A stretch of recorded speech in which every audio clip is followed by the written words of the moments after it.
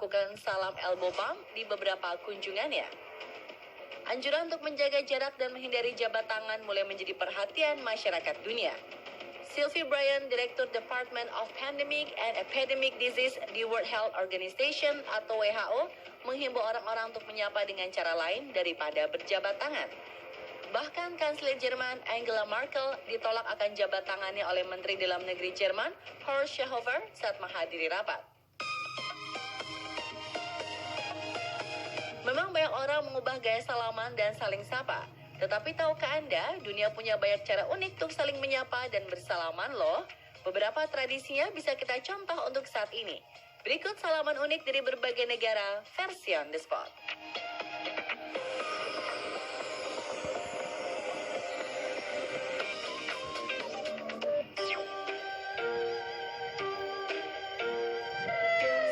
Handshake, muncul pula imbauan untuk kembali menggunakan salaman tradisional ala Cina bernama Gong Shou. Gong Shou juga disebut Gong atau Zoyi, merupakan tata krama dalam interaksi ketika saling bertemu. Kedua tangan saling memeluk dan diangkat ke depan badan, memberi hormat kepada lawan bicara.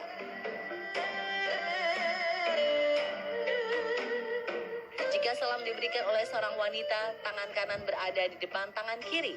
Sementara pada pria, tangan kiri berada di depan tangan kanan. Sampai hari ini, Gong Shou masih terus dipakai dalam memberikan ucapan seperti selamat kepada pengantin baru, selamat atas keberhasilan seseorang sebagai bentuk rasa hormat kepada orang yang lebih tua, dan pada saat perlombaan wushu. Ada perbedaan salam Gong Shou pada perlombaan wushu, yakni dengan mengepal satu tangan di telapak tangan lainnya.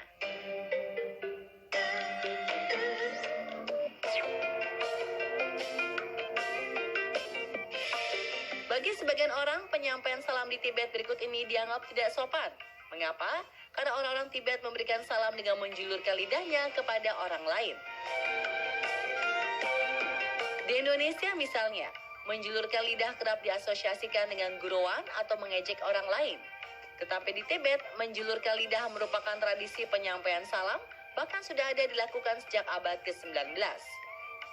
Salam menjulurkan lidah di Tibet menunjukkan rasa hormat atau sebagai tanda setuju pada orang yang mereka temui. Menjulurkan lidah juga menunjukkan bahwa mereka bukanlah jelmaan dari raja-raja terdahulu. Menurut sejarah, asal-muasal cara unik penduduk Tibet menyapa dengan menjulurkan lidah seperti ini dikarenakan pada abad ke-9, Tibet memiliki seorang raja bernama Langdarma. Sang raja sangat populer karena kekejaman dan lidahnya berwarna hitam.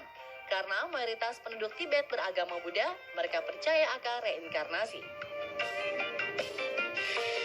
Mereka takut akan reinkarnasi Raja Langdarma. Maka dari itu mereka menyapa sambil menjulurkan lidah sebagai tanda bahwa mereka tidak memiliki lidah hitam dan bukan reinkarnasi dari Langdarma.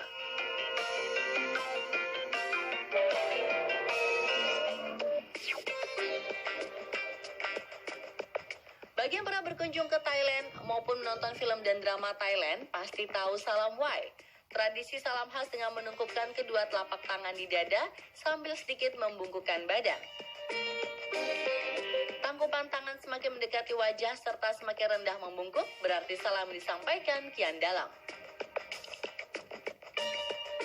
Jika wanita melakukan salam wai sambil mengucapkan sawadika, sementara si pria mengucapkan sawadikrap. Jadi beda di ka dan di krap ya.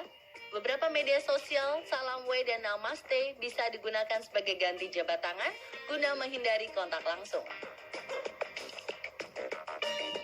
Masyarakat Thailand awalnya hanya melakukan salam wai saat sedang bertamu, namun kini kerap digunakan dalam berbagai kesempatan, seperti untuk menyapa, mengucapkan terima kasih, meminta maaf, dan masih banyak lagi.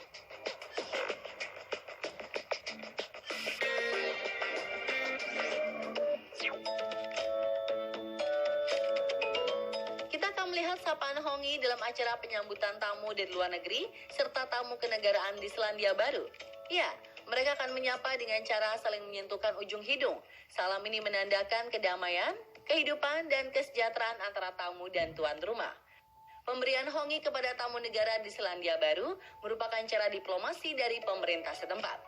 Namun di tengah mewabahnya virus corona, tradisi penyambutan tamu dengan hongi diganti dengan memperdengarkan lagu Wayata, lagu suku Maori seperti yang dilakukan Politeknik Wellington. Hongi sendiri merupakan salam tradisional dari suku Maori, suku asli Selandia Baru. Saat menyentuhkan hidung, bagian dahi juga bersentuhan. Hongi yang berarti napas menunjukkan bahwa dengan saling menempelkan ujung hidung dengan lembut, diharapkan mampu menciptakan koneksi napas kehidupan di antara keduanya. Tradisi ini sangat berkaitan erat dengan legenda suku Maori tentang penciptaan manusia pertama. Menurut legenda, pada awalnya ada sesosok perempuan yang dibentuk oleh para dewa bumi. Sosok perempuan cantik tersebut tidak memiliki kehidupan sampai dewa Tane menghembuskan nafas ke lubang hidungnya.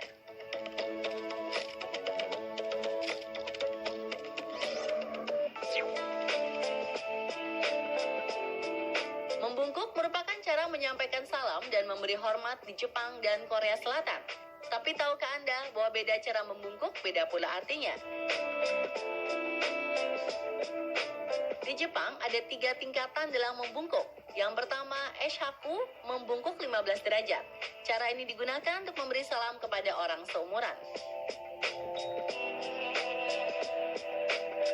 Kedua bernama keirei, membungkuk 30 derajat. Umum dilakukan di situasi formal dan dapat diartikan sebagai sebuah apresiasi kepada lawan bicara.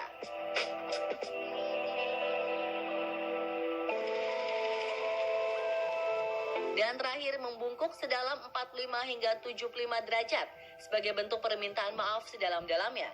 Membungkuk 75 derajat juga dapat diartikan sebagai kepedulian terhadap lawan bicaranya. Di Korea Selatan, semakin dalam dan semakin lama orang membungkuk berarti dia menunjukkan penghormatan besar atau penyesalan yang dalam. Secara garis besar, ada 3 cara membungkuk yang memiliki arti berbeda. Hormat sambil membungkuk 30 hingga 45 derajat untuk menyapa hampir siapa saja, baik junior ataupun senior. Membungkuk sambil kedua tangan memegang perut, termasuk cara membungkuk secara formal dan sopan. Yang ketiga, membungkuk sedalam 90 derajat. Ini adalah penghormatan dalam mengucapkan sebagai wujud pelayanan dan ketaatan. Ini juga digunakan dalam kesempatan untuk permintaan maaf yang mendalam. Dan yang terakhir, membungkuk secara keseluruhan atau big bow. Biasa dilakukan pada acara-acara khusus dan perayaan seperti Tahun Baru, pernikahan, pemakaman, salam kepada sesepuh, dan juga bentuk penyesalan serta terima kasih yang sangat mendalam.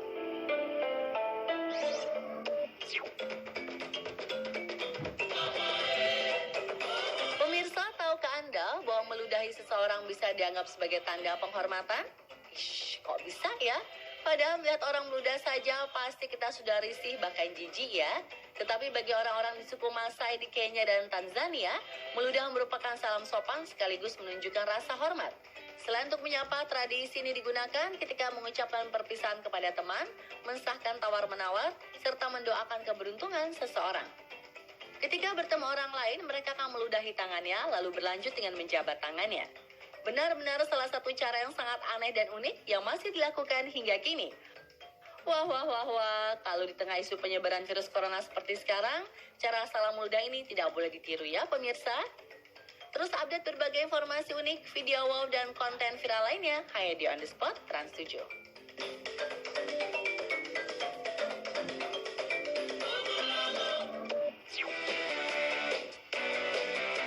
Terima kasih pemirsa telah menyaksikan On The Spot malam ini. Semoga tayangan kami selalu bermanfaat untuk Anda. Berikut foto kiriman pemirsa untuk challenge #OTS7 Hadang Corona.